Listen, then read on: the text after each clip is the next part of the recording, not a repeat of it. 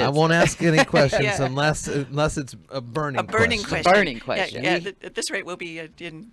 Well, that's how I get you. That's how I keep getting you come back. You know, there's 26 letters in the alphabet, so we got to figure this. We got through D. We're through D. All right, we're on E. First things first, though. This housing market is on fire. It's craziness. Yeah, and I wanted to just kind of remind folks that if you are thinking about listing your house at all, this is a great time to do it because inventory is.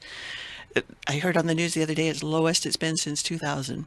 Wow. So, and I know at our office where we would normally have a whole window full of options for people to look at, we have maybe 10.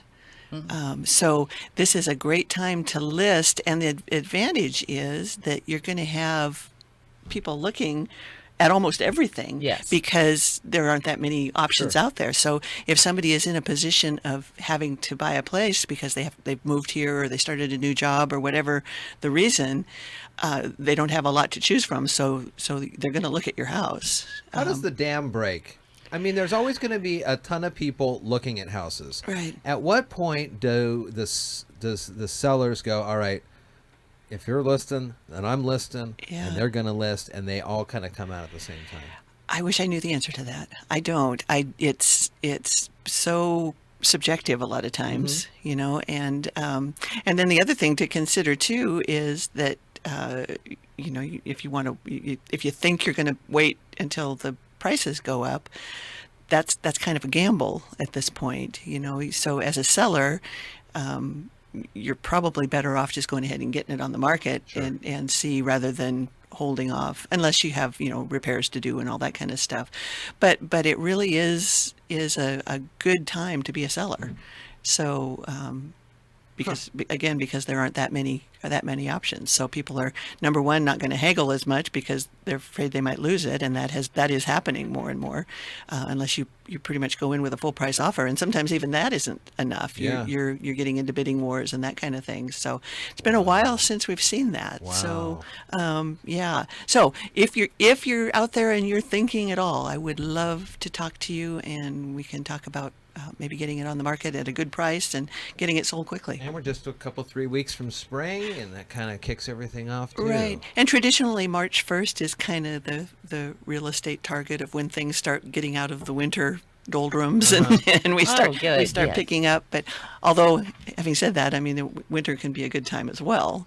But traditionally March 1st is the kickoff of the busy season. Keep so my eyes open for more. And we'll definitely put your website on our Facebook. Great, so yes, everyone can get a hold of you. I would love to talk to folks. All right, what's the letter E? So the letter E is escrow. Okay. And we've talked about this a little bit before. So escrow is a neutral third party that holds the funds from the buyer and distributes them when all conditions have been met. So there is a whole long list of things that the escrow company needs to do, like clearing the title, making sure that nobody has a lien on the property, making sure that all of the contingencies have been met. So they've done the inspection, they've done the septic pumping if they need to, they've done the water test if they need to. All of those things need to be completed before escrow can then release the funds. Okay. And everybody has to have signed.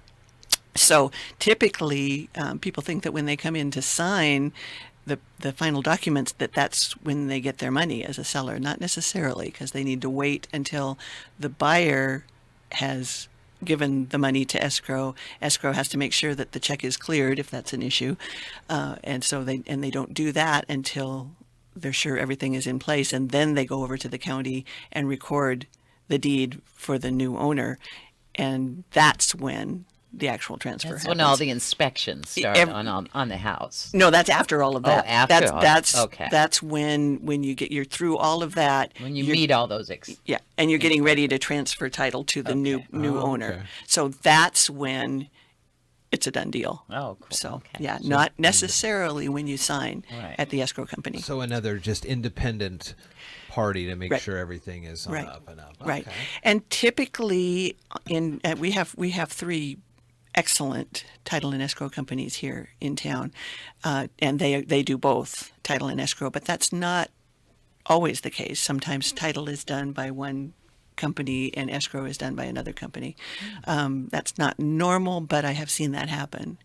And then also sometimes if the buyer is from out of town, they will use a title and escrow company from where they are, in Seattle, for example. That gets a little complicated because then that title company has to have an arrangement with a local title company because the deed has to be recorded in the county where the property is. So, and is that always done with a title and escrow company? Or an attorney. Or an attorney. An attorney can do that as well. Okay. But for our purposes, it's easiest just to do a title and escrow company because that's what they do. Right. They're used to doing that. So, yeah. So, yeah, again, it's just another neutral party that makes sure that everybody's interests are being addressed and all of the requirements are being met. Look at me asking questions. I told you not to. I'm looking forward to buying a house. That's okay, though, because it's important to know the distinction. Because a lot of times buyers will get this big packet of information from the title and escrow company, and they'll say, well, why are these people asking all these questions? Why do they need to know all of this? Well, they need to know so that they know, first of all, how to contact you. They need to know if you have a loan outstanding, they need to know who to contact for a payoff. So it's all information that they need, but can seem a little overwhelming sometimes. Sometimes. Yeah. What is letter F? So we're going to make it to letter F. Yay. Yay. Two letters in a row. F is for Federal Housing Administration. We've talked about this as well, too. This is FHA. Okay. And this is the government agency that insures loans designed for low to moderate income borrowers. And the distinction here is that FHA doesn't actually lend the money. They just guarantee the loan. So you're working with an established bank, but FHA is kind of overseeing the whole thing. And typically, you can go in for a lower down payment on these. Sometimes some of them are even zero down, but typically it's like 3.5% down. Could they be considered then like a cosigner? Well, I guess technically but it's a whole different. But for someone thinking about a way that you go, I may not be able to afford this, but I got this guy over here and they vouch for me. Yeah, that's a little bit different than in this case because this is a government agency. They're not technically saying, they're vouching for you. They're just saying we're going to guarantee this loan. Okay. So it's and because of that, sometimes their requirements can be a little bit more stringent. Sure. So because they want to know, first of all, that the house you're buying is worth what you're paying for it, and they're going to be, if they do end up having to take it back because you default on the loan, they're going to need to know that it's going to be able to sell for what they still for what they are still owed. So yeah, it's and typically too, and for that reason, they require a lot of times some mortgage insurance on that, and that's usually like a 1.75% or 2.25 depending on your status. If you're a first-time home buyer, sometimes you can get a really good deal with them. They make you go to a class and that kind of stuff. But you can so you only have to pay 1.75% in that case. Okay. And that's an ongoing, it's an annual mortgage insurance that you do have to pay if you get an FHA loan. And again, because they are guaranteeing your loan.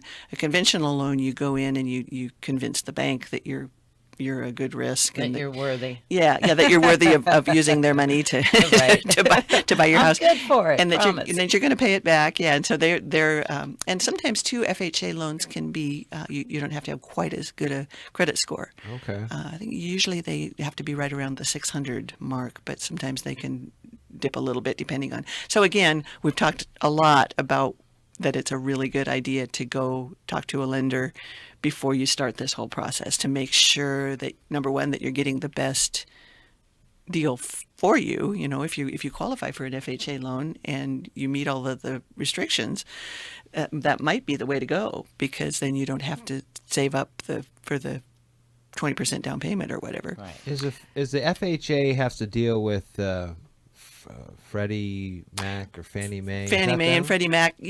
That's part of them. Yeah, they work with them. Okay. Yeah. I've heard of that before. Yeah. There's all kinds of them. There's Freddie Mae or Fannie Mae and Freddie Mac and Carrie Mae and all kinds of. What are those? Funny. What are those again? People little talk Southern about names. those. Yeah, right. Right. They're, I didn't do my research on those. My understanding of them, and it's been a while since I've dealt with them, is that they are another arm of the government that guarantees the loans. Oh, it's another Okay. type of. Okay. And I think they actually, I don't quote me on this, but I think they actually own some properties as well, I or think they you're right. or they carry contracts. Okay. FHA is not involved in that. So it They're doesn't just- go FHA and then underneath that it branches. No, out it's to two those. separate Oh, okay. things. Yeah, two separate things. Interesting. So yeah.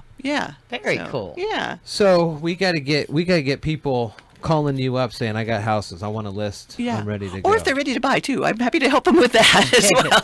What's the phone number? They can call me at 360-490-4493, or they can stop and see me on the corner of 3rd and Railroad, right behind the clock tower, right next to the post office, and I would be happy to help. And I really enjoy working with folks doing that. So come and see me. Very good. Very cool. Don, have a great weekend. Thank you.